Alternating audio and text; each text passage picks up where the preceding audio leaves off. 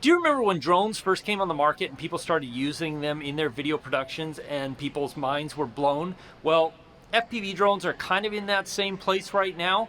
So if you're looking to learn to fly FPV drones in 2021, and I absolutely think that you should, I want to run down the different kinds of FPV drones that you can get and what you should start with, and also give you some reasons why you should learn to fly FPV even if you don't want to do any sort of crazy freestyle tips, flips, tricks, anything like that, because of what it will do for you if you fly any kind of drone at all.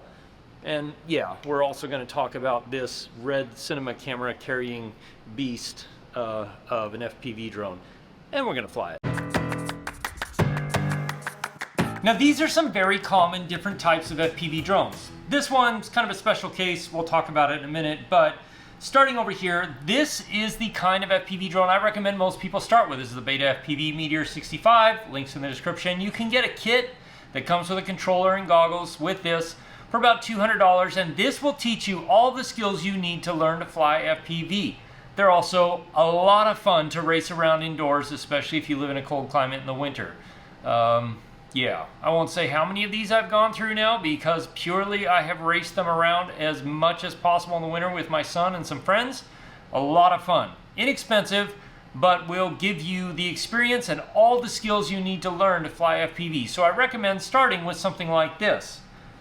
From there, we graduate to different types of FPV drones, because once you learn the skills to fly this, you can fly any of these. But first, I think we need to go outside so I can actually show you how each one of these things flies, and we can talk about what each one of these things is good. This is the most common FPV drone that most people think of. It's a 5-inch quad, flies great, lots of acrobatics, really fast response, really smooth if you have it tuned right, and will do basically anything you want it to do in the air when you're flying it. So let's put this up in the air. We'll give you a little example.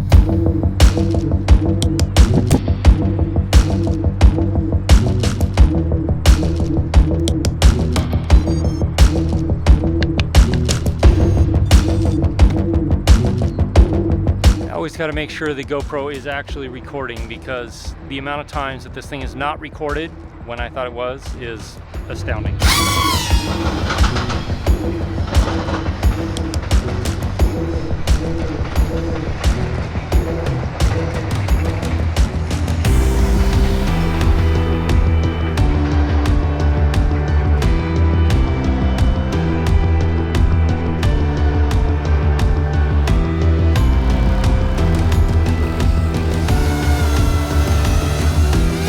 The 5-inch is great for lots of speed, lots of acrobatics, lots of really fast moves, dives and stuff like that. But if you're gonna fly close to people or close to things that might take a little damage, if you're not exactly solid on your flying or you're gonna be cutting things really close, that's where something like this comes in. This is the Shen Drone Squirt. This is a slam squirt, so it has thinner ducts. It works a little better outside.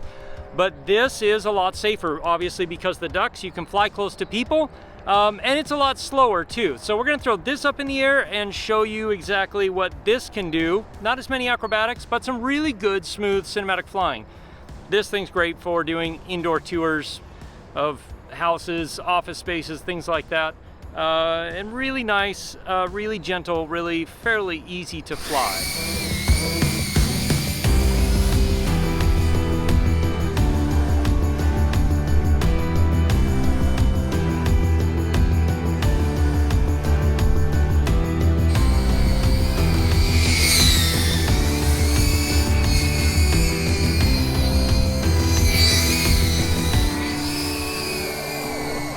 But if you're wanting to get really close to things or fly in really tight spaces, a lot of indoor stuff, this is more what I recommend. This is a 95mm. There's a lot of different versions out there.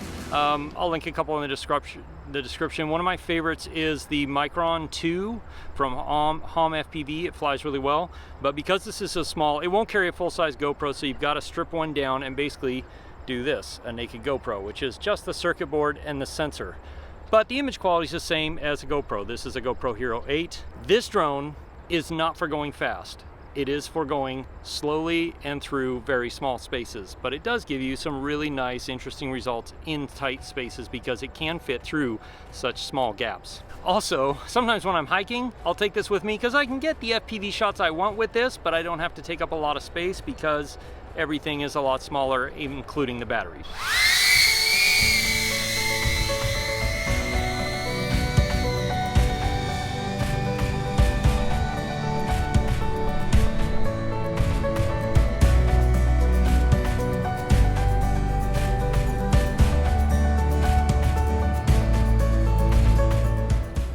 And then we come to this. This is the Shendrone Sicario with a red Komodo on it.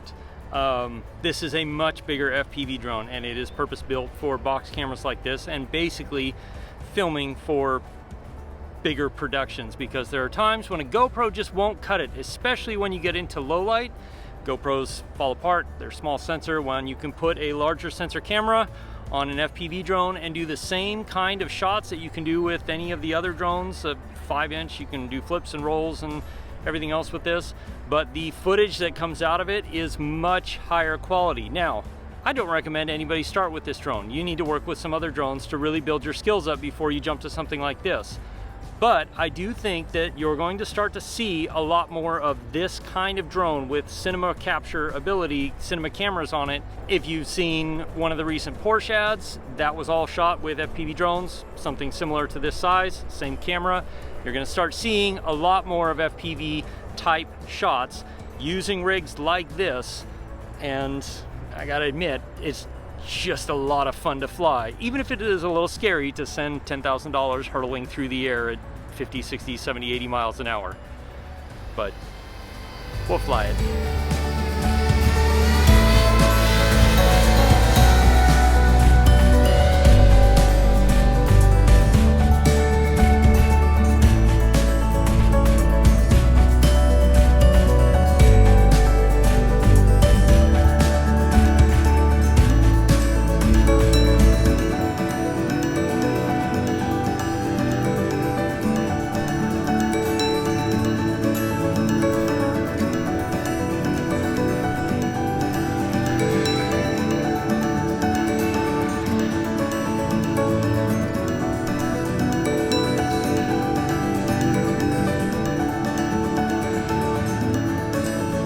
That's the different types of FPV drones, from the smallest to some of the largest that are out there right now, and kind of what they're capable of and what each one is useful for, because not all of them fit the bill for every different kind of use.